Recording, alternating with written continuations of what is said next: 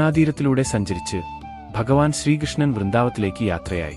കൃഷ്ണന്റെ അനുഗ്രഹത്താൽ വൃന്ദാവനത്തിലെ ഔഷധച്ചെടികളെല്ലാം ഗോപികമാരായി മാറുകയും ഭഗവാനെ സേവിക്കാനായി ഒരു യൂഥം ഉണ്ടാക്കുകയും ചെയ്തു. പലരാഗത്തിലുള്ള പാട്ടുകൾ പാടിക്കൊണ്ട് അവർ ഭഗവാനെ പരിപാലിച്ചു. അവർ പരസ്പരം പുഷ്പങ്ങൾ വർഷിച്ചും നൃത്തം വച്ചും ആഹ്ലാദത്തോടെ നടന്നു. കൃഷ്ണനും ഗോപികമാരും പല ശൃംഗാരലീലകളിലും ഏർപ്പെട്ടു. ചില ഗോപികമാർ കൃഷ്ണനെ പോലെ അണിഞ്ഞൊരുങ്ങിയ ശേഷം കുണ്ടലങ്ങളും മയിൽപീലിയും ധരിച്ച് നൃത്തം വച്ചു. ചിലർ രാധയെപ്പോലെ വേഷം ധരിച്ചും രാധാകൃഷ്ണന്മാരെ ആനന്ദിപ്പിച്ചു.